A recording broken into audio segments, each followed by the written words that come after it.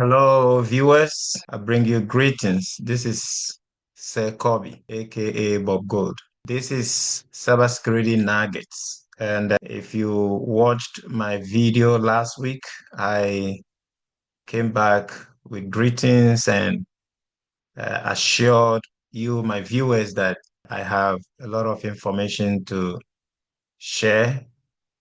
And one of them is for us to address the current cybersecurity job challenges. It's been obvious that of late, when people apply for jobs, it's difficult for you to even be called for an interview, and recruiters, they will call you, they will email you, but then when you submit the application, you don't get feedback.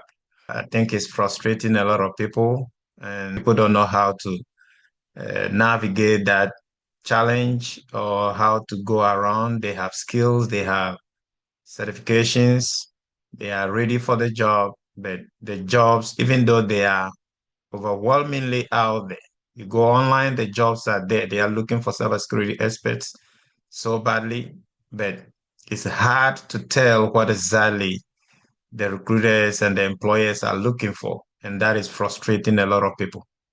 I have researched into the issue and I am bringing information here.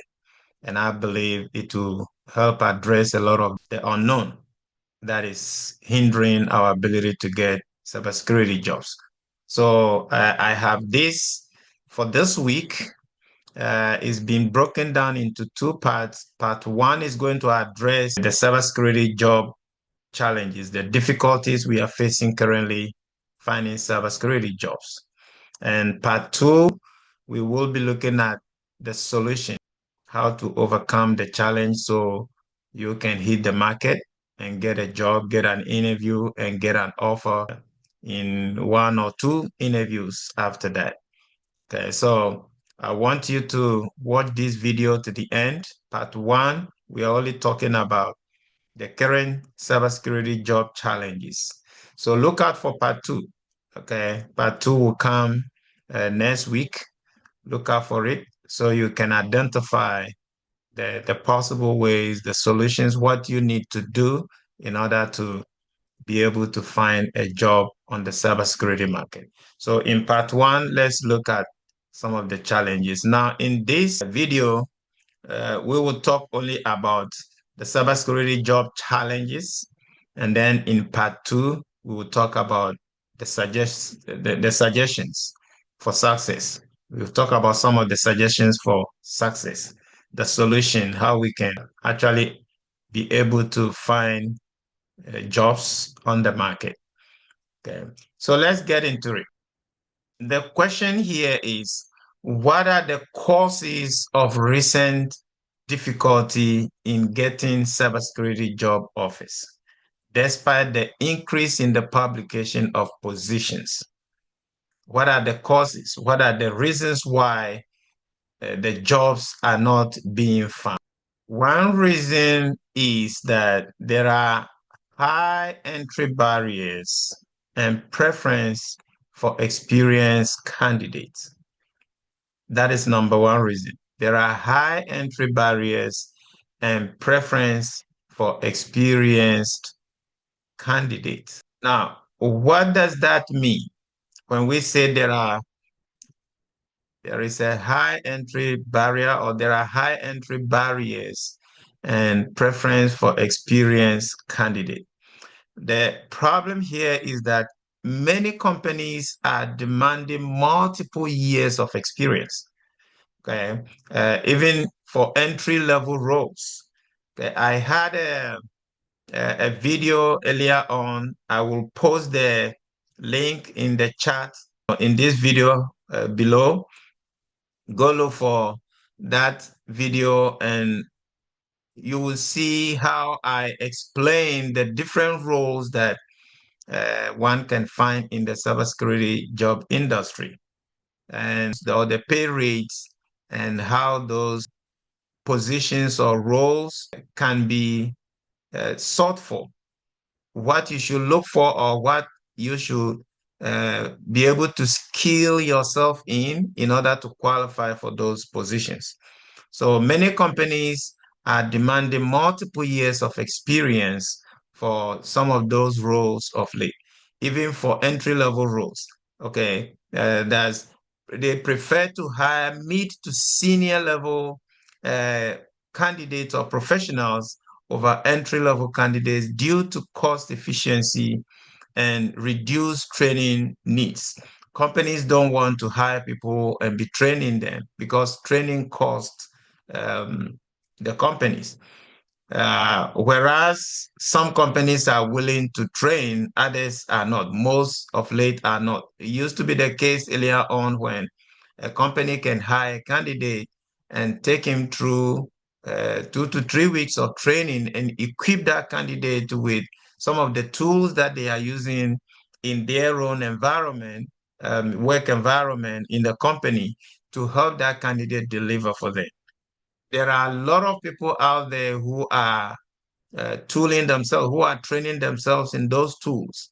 So the companies prefer to hire people who are equipped with knowledge to jump on some of those. For example, if you want to get a job in a company and they have a vulnerability scanner like Nessus, okay, Nessus vulnerability scanner or Tenable security, uh, they would want someone who already has knowledge in that vulnerability scanner so the person can hit the ground running.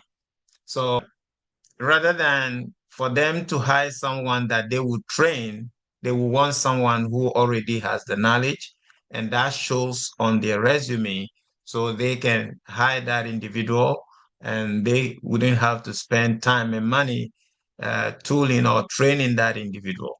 So that is one challenge in the high entry barriers or standards that are being sought for professionals of late. Okay. So therefore, they prefer to hire mid to senior level professionals over entry level candidates due to cost efficiency and reduced training needs. Okay. It makes it harder for junior candidates to break into the field without prior experience. Other things that are also contributing to the high entry barriers is certifications. Companies are looking for professionals who are already coming on board with certifications like CISSP, CISM, that is Cybersecurity Certified Information Security Manager, which are often required, limited opportunities for those without them. So if you have certifications like CISA, that is Certified Information Security Analyst or Auditor, CEH, Certified Ethical Hacking, Security Plus, and all those certifications that will make you showcase knowledge on your resume, it makes you better positioned to get a job. They are looking for people like that. They are looking for people who are heavily certified. So those who don't have much certification or have none at all, they are the ones that companies are not entertaining of late. Another thing is employers are seeking specific technical skills, okay, like knowledge in cloud security, uh, DevOps or development security operations, DevSecOps, SOC analyst knowledge, that is security operations center analyst, people who can get on board the team and be part of the monitoring team right from scratch. Most systems of late, you join the team at the monitoring stage, the security or system monitoring stage. Okay, if you remember the 6 or 7 phases of FISMA, we have categorization. It begins with preparation. Preparation in the security FISMA, which is the Federal Information Security Modernization Act. Okay, it's no longer Management Act, it's Modernization Act now. Now, when you look at the 7 phases, we have preparations, categorization, control selection, control implementation, control assessment, system authorization, and monitoring. So 7. So monitoring stage, which is the last stage or last phase of the FISMA RMS cycle, most companies are at that phase. So those who join, they are likely to join the team at the phase where they can contribute towards monitoring the system. Okay. So taking people through the grassroots is no longer the case of late. And it is for us to identify what the companies are looking for and be able to meet them at that point. That is one reason why companies, even though they are seriously looking for candidates, they will ask for resumes and they will not employ someone who does not showcase certain criteria or standards that they are looking for on the job market. And you might not even get called at all. One reason it is becoming difficult for cybersecurity job offers to be found is due to talent gap and skills mismatch. Talent gap and skills mismatch. Let's break that down. Let's explain that. In the talent gap and skills mismatch, the issue here is that the cybersecurity industry is evolving very rapidly. A lot of transitions taking place. And the skills required to excel in these fields are changing just as quickly. That is one fact. As a result, many candidates may not possess the exact skills and qualifications that employers are looking for. We all know how the advent of AI, even though it has been here for a while now, it has become more of a tool that is transcending a lot of areas of risk management. It's being used in scanning, it's being used in process development, process enhancement, process engagement. AI is helping in poor management, is helping in a lot of things that we used to do manually.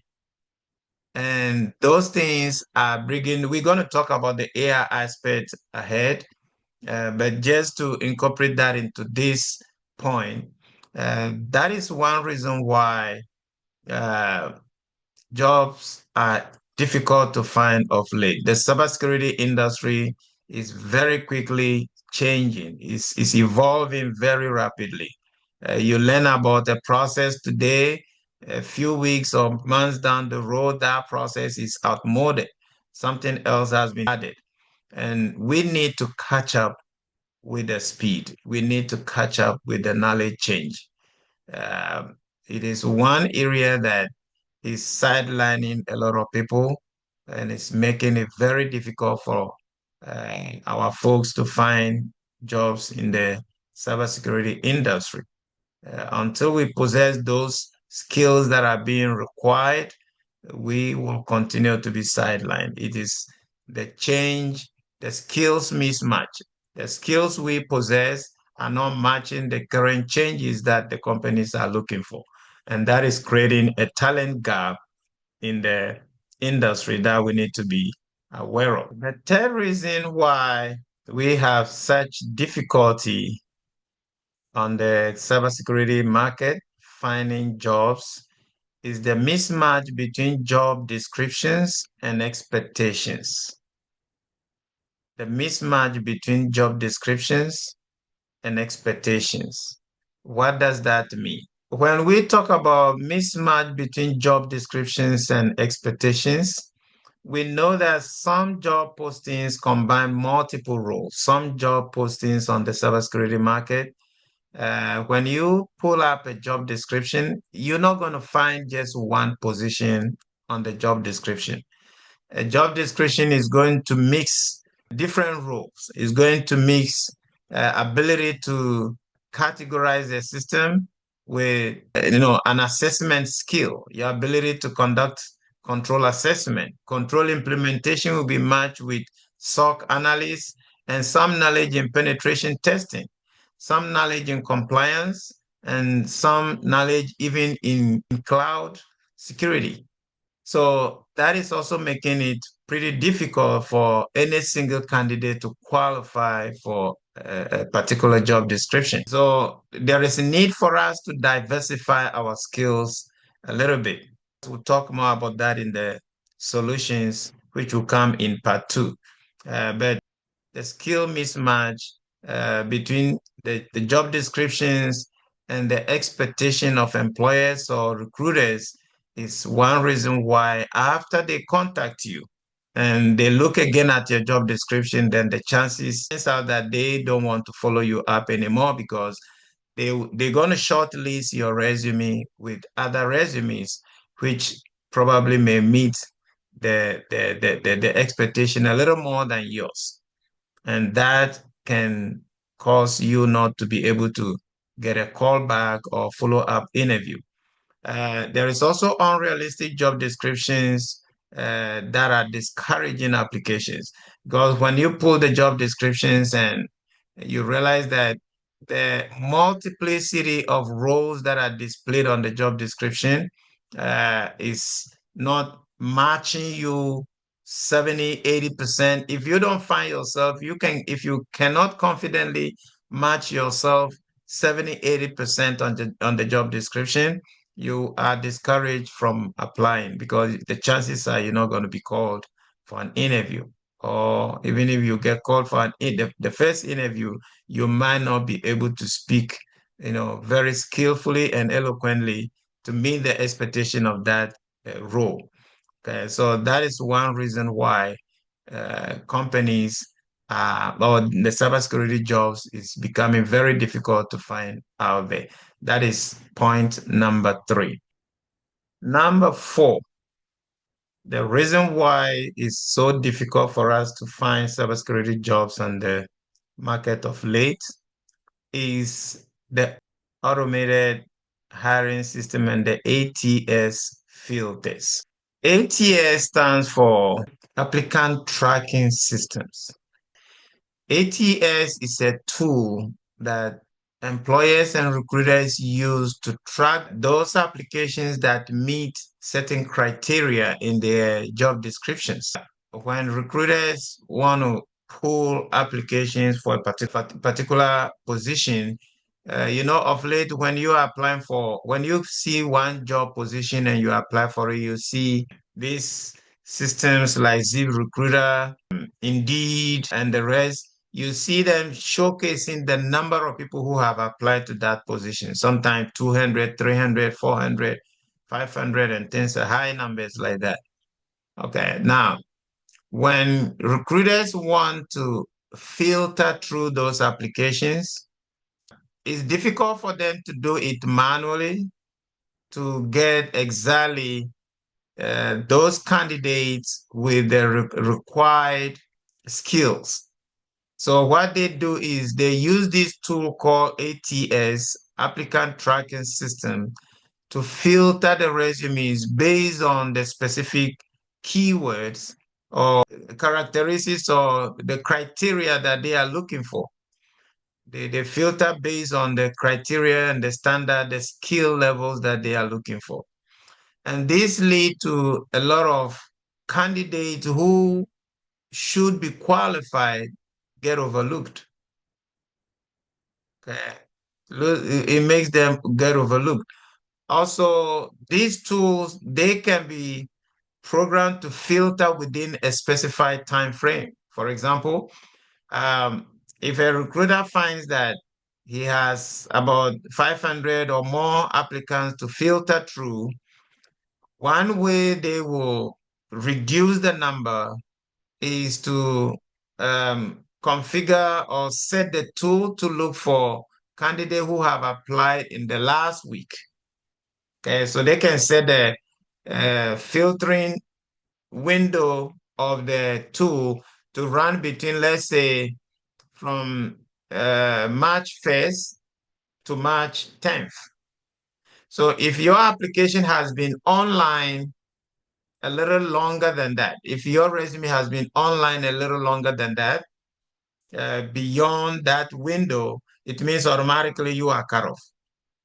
It's only going the tool is only going to pull those whose applications fall within that time frame. And that can automatically set people aside. That is also one thing that is making employers and recruiters overlook candidates. A contributing factor to the ATS not picking up applications is those are resumes that are poorly optimized. Those resumes that are not properly structured and certain keywords are not in those resumes. And those resumes that sometimes even the grammar is not properly vetted. Let's say you have a resume that the first block has a different font type and the following block has a different font type. Those can easily be pushed out of the tool just like that. If the grammar is not adding up, the tool will filter it out quickly. Okay. So all those are things that we need to check to make sure our resumes are being picked up.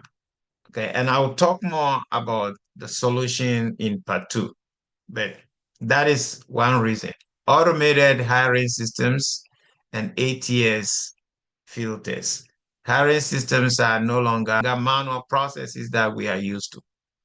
They are changing. AI is getting involved in job screenings, yeah, even interviews. Even interviews, there are AIs that are, helping the interviewing process of candidates. And we need to be familiar with all that. Yeah. There is high competition and oversaturation in certain job areas. That is our number five, why it's difficult to find job positions out there or for us to get uh, job offers when we apply.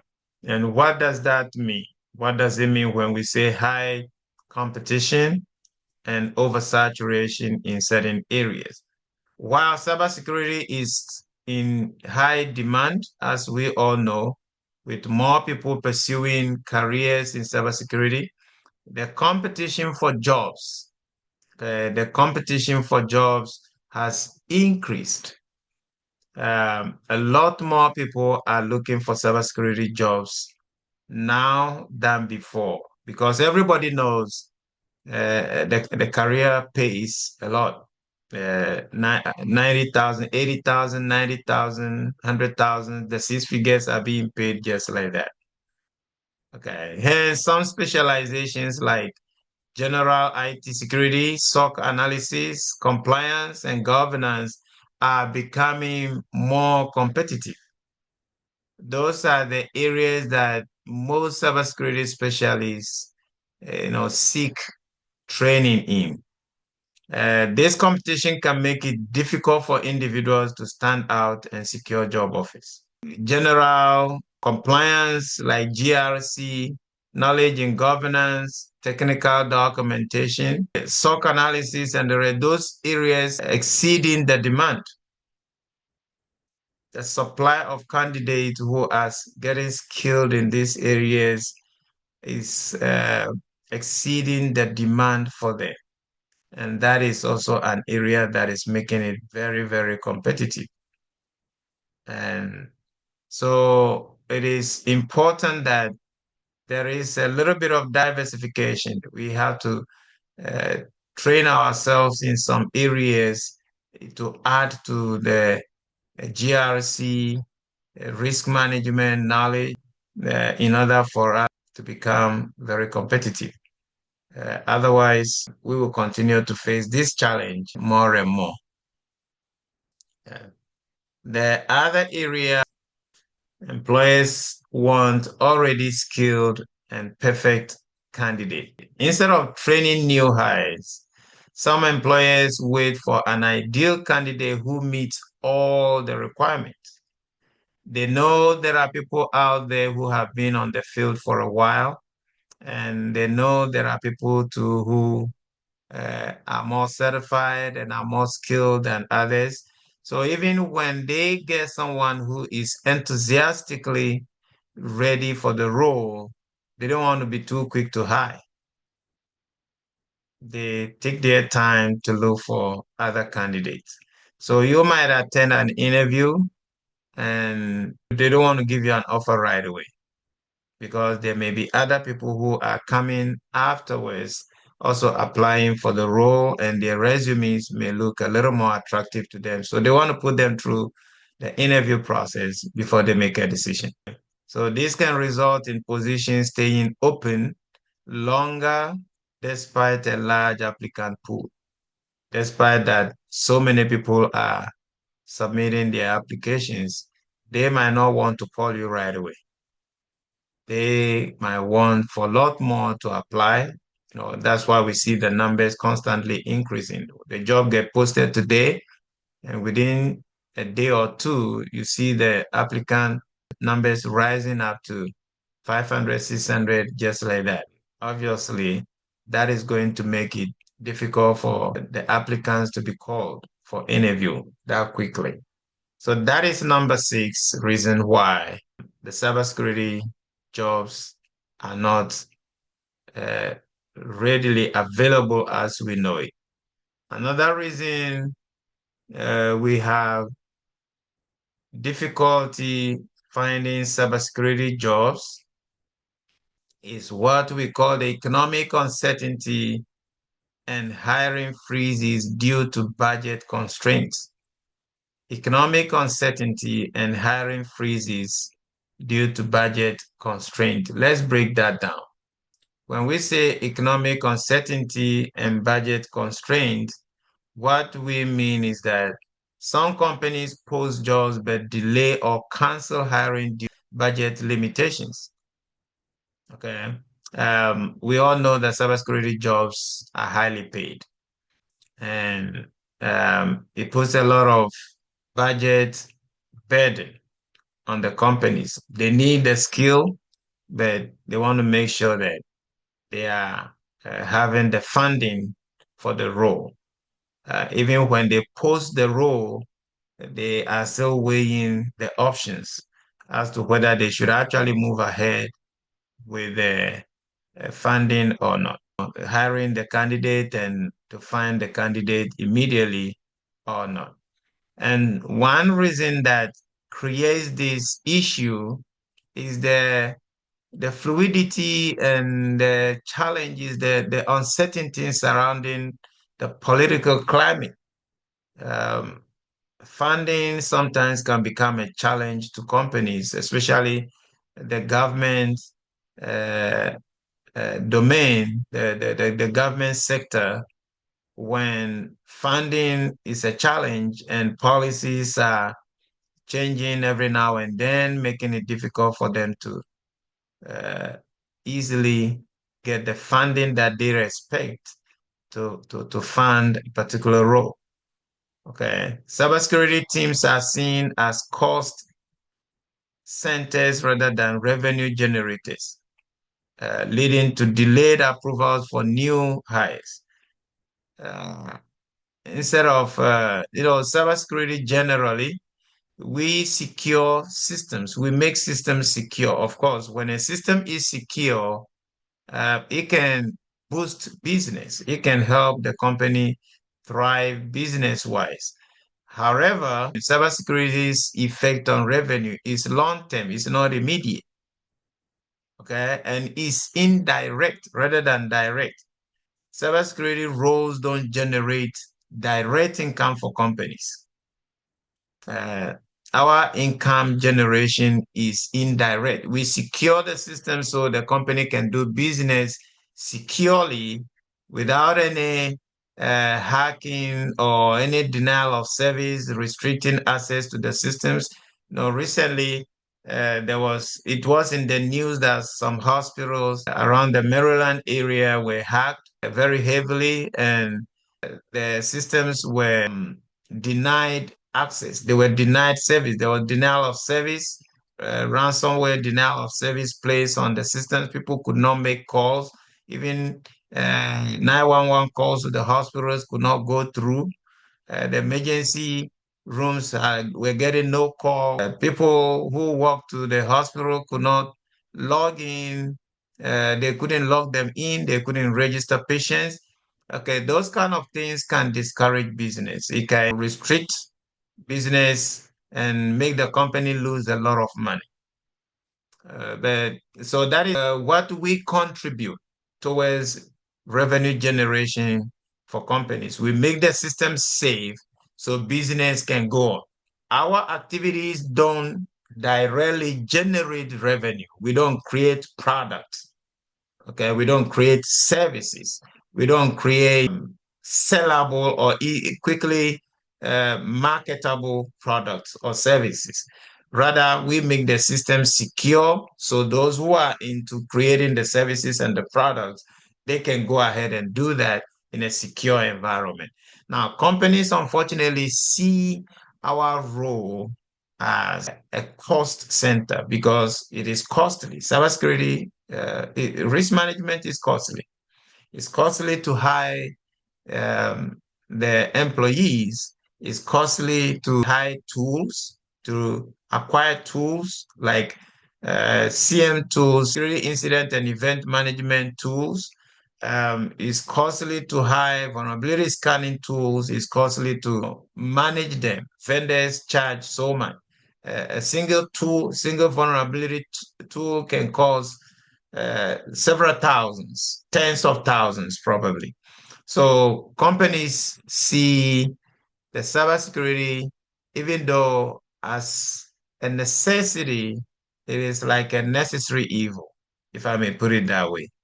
Uh, it is something that they really don't want, but they can do without.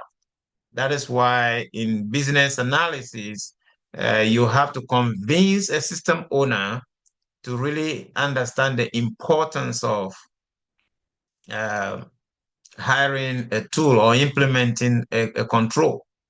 You have to give scenarios whereby they will understand that if we fail to implement this $10,000 tool, the risk can be a hacker gaining access to the system, and that can result in $1 million, system downtime when the system is down and production goes down for a number of hours, if not days, and that can make you lose your competitive edge. It can make you lose your customers to a competitor. Customers that you have gained having been in business for 20 years, you can lose them to your competitor who just started around the corner over there. And that can be something that convinces a system owner to then release the $10,000 that you are looking for to acquire just a single tool. Okay. So they are seen, our roles are seen much more as a cost to the business or the company rather than a revenue generator. And that can also lead to delayed approvals for new highs. And that is certainly um, one area that is causing the impact on our job roles, unfortunately. The other area that is also an issue for us to mention is number 8, lack of practical skills among applicants. Lack of practical skills among applicants. I believe this is pretty self-explanatory. Lack of practical skills among applicants.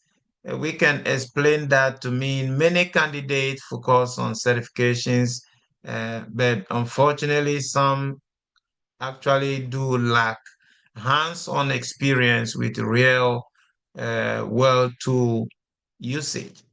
Um, we need knowledge in CM tools, monitoring, system monitoring tools, um, endpoint security, and cloud security.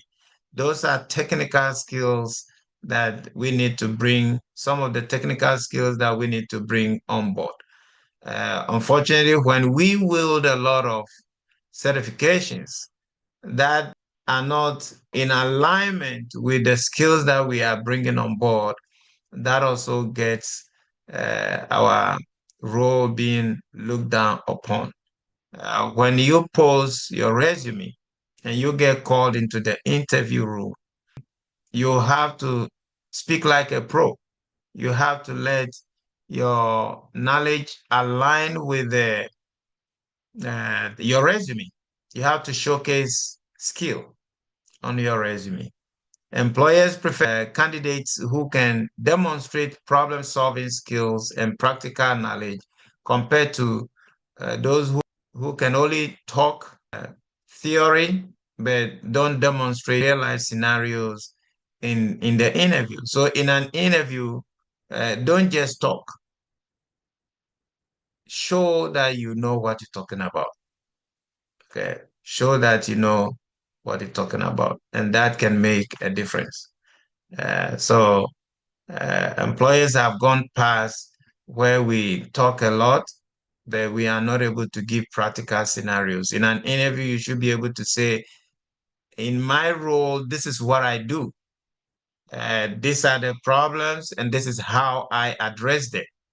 Okay, you highlight the problem and highlight the solution in a practical way based on how you approach remediation or addressing the solution, the problem. And that can make a difference between you and another candidate. Okay, so that is number 8. Another area where we have issues pertaining to lack of job offers is employee retention and turnover. Employee retention and turnover, we are looking at the fact that recent report found that over 1/3 of cybersecurity professionals are planning to switch careers. This high turnover rate can lead to a surplus of job openings. But it also means that employers may be more cautious when hiring as they want to ensure they are finding the right candidate for the long term. Um, because of the pay rate changes and the different roles that a cybersecurity specialist can fall into, for example, threat hunting, risk management, auditing, system monitoring, ATO generation, categorization,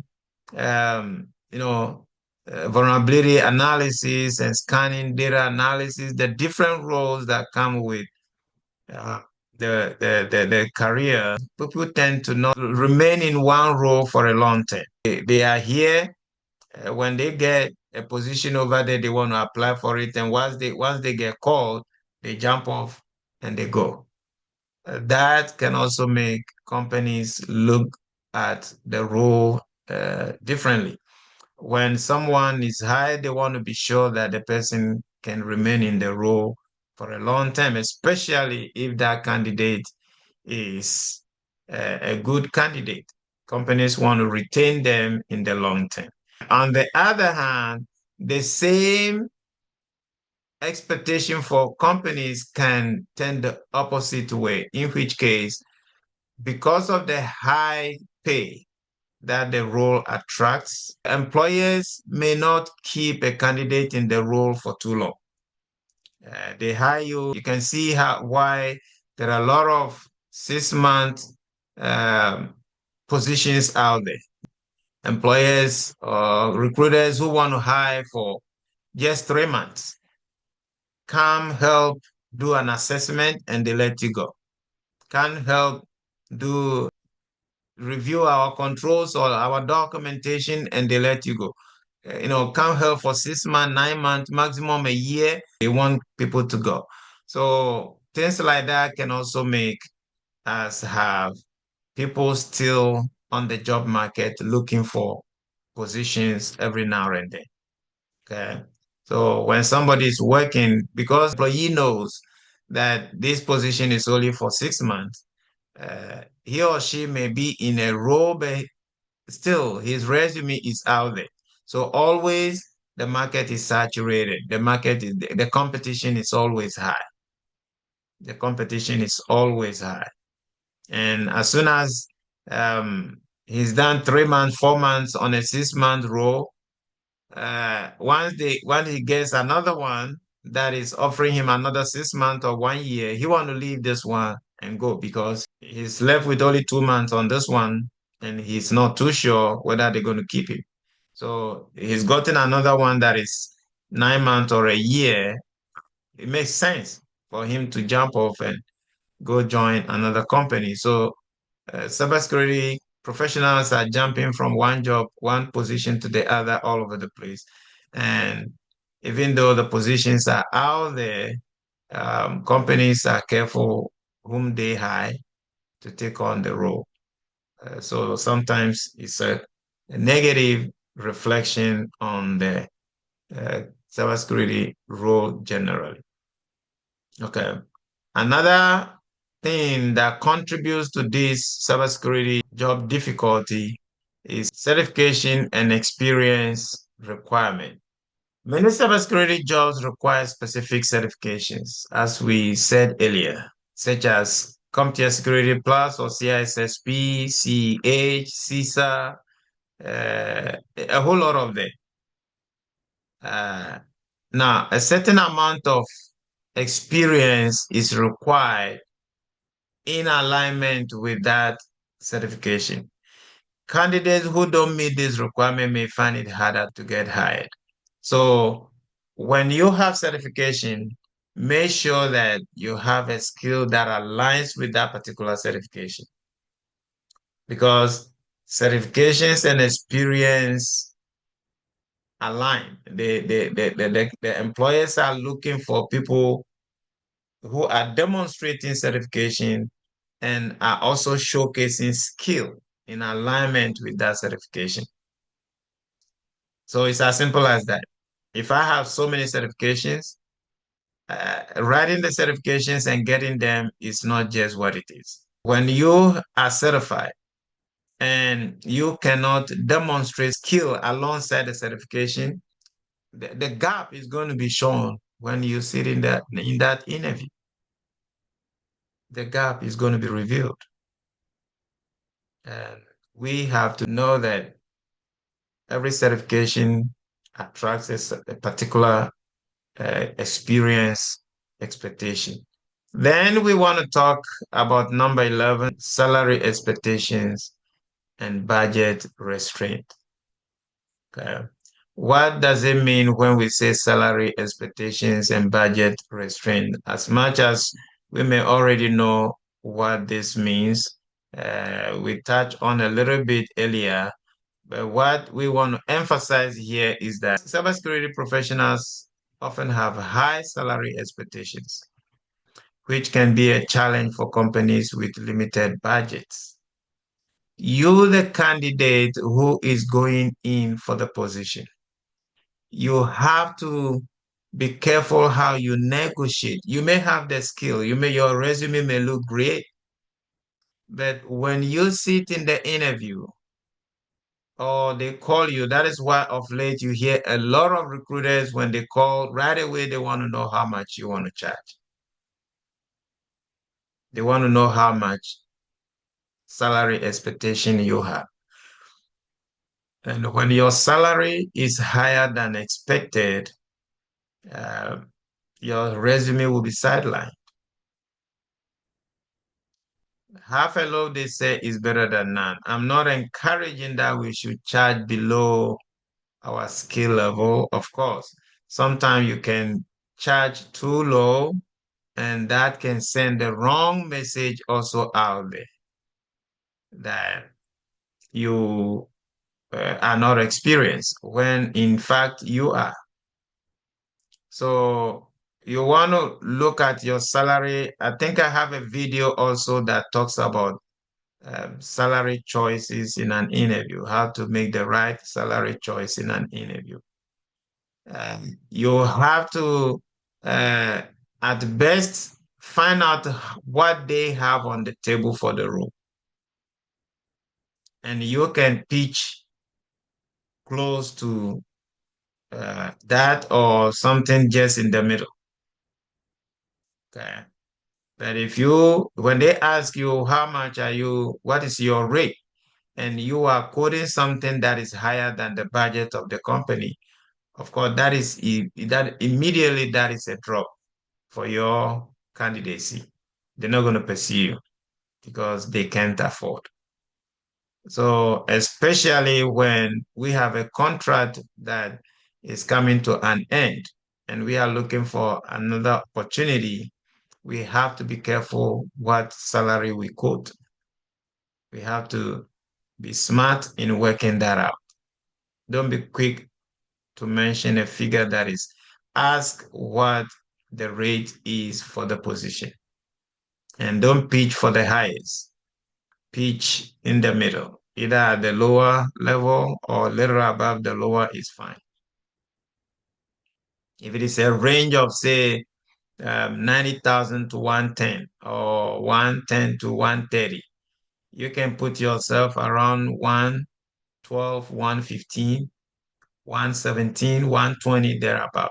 Don't go for the high end because if you get someone who is willing to get lower than you and they find the person equally good in the interview, they're going to go for that person rather than you. Okay. So this mismatch between salary expectations and budget constraint can lead to difficulties in finding the right candidate. Number 12, reason why we have challenges in the cybersecurity job market is the advent and advancement of automation and AI-powered tools. We all know how AI has become the order of the day. It is the tool, the smart tool that is in everything, in every device, in every application. And they are all over the place. We know what AI can do. AI into machine learning. AI is doing everything. It's doing the risk management, it's doing the control selection, it's doing the control implementation, it's doing the auditing, it's doing the system monitoring. All AI-driven solutions are increasingly being used to automate various cybersecurity tasks, such as threat detection, incident response, and vulnerability management. While these tools enhance security, they also reduce the need for certain manual tasks. Okay. These AI tools are bringing a lot of enhancements. Automated tools are more efficient than human performance. So the use of AI is changing the template. It's making things uh, much easier for employers than what they used to depend on, the manual processes that we are used to. And they also reduce the need for certain manual tasks, potentially decreasing the demand for specific cybersecurity roles. Okay, this actually in itself is a topic to be well covered in another presentation. I'm going to talk about the AI issue and how it is very much impacting the market. I'm going to do a full video on that. But that is a big deal right now. So what will be the solution? We need to build knowledge in AI. We need to develop knowledge in AI. That is very important. So that is number 12 reason why we have a problem on the cybersecurity job market. The last is the current US government policies. The policies of the government is making the cybersecurity job market uh, much more tense than it has already been by itself. And what we mean by that is the fact that the current US government policies regarding layoffs, hiring freezes, and plans to reduce the federal workforce through attrition have significantly worsened the already challenging cybersecurity hiring landscape. The aggressive downsizing of the federal workforce has not only impacted immediate cybersecurity hiring efforts, but also sent a troubling message about job security in the field. Okay. So, whereas already we are having challenges because of all these things we've highlighted, the AI, salary issue, skill competition, the skill issue versus the certification and all that, the turnover. The government's policy currently firing people, putting a hiring freeze on hiring people to federal positions and government roles is making a lot of people turn away from looking for jobs in the government sector. They are all diverting. People have to work. People have to work. And those who get onto the market, they are diverting their attention to the private sector, where currently there is no problem. There is no problem with regards to firing. No one is being fired in the private sector. The government is letting go thousands of people, tens of thousands of people. And when those people are let go of their positions, where do you think they will tend to? They will tend to the private sector and the cybersecurity industry.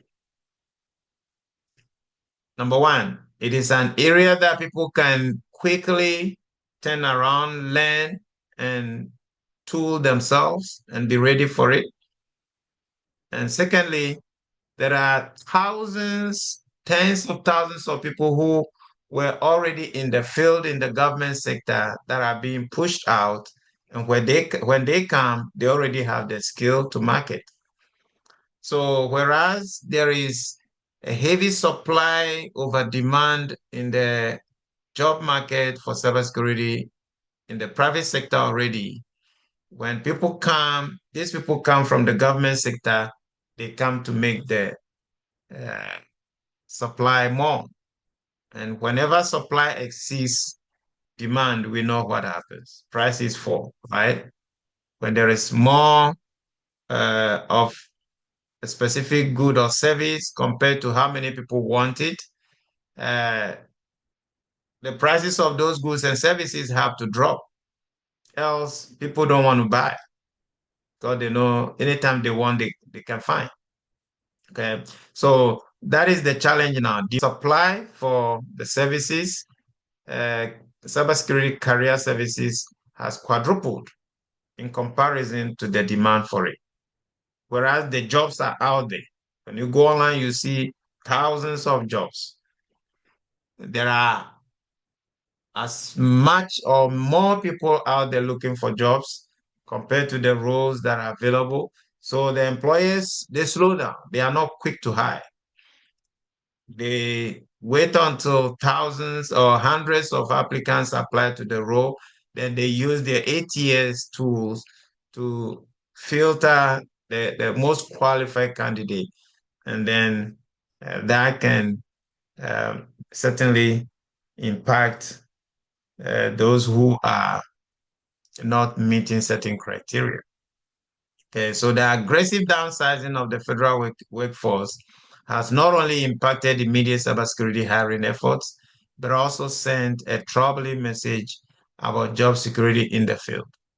Those who have lost their jobs in the federal workforce have come to add to the existing labor force to compete with those already struggling to find cybersecurity jobs. Okay. Now, these are the 13 reasons. If you are wondering why the cybersecurity industry or the job market is suffering a lot of non-responses or kickbacks for positions, these are some of the reasons. And this is part one. Next week, we are going to delve into part two, where I will bring you some solutions. So this ends today's session. If you have questions, please post them down there and I will look at your questions and respond. Okay. So share this video with your friends, your brothers and sisters.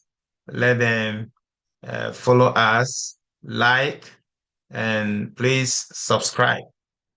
Okay. Show liking for it, share to people to view also, and then subscribe if you haven't already, or tell your friend to subscribe so when we post other videos, you can quickly get it.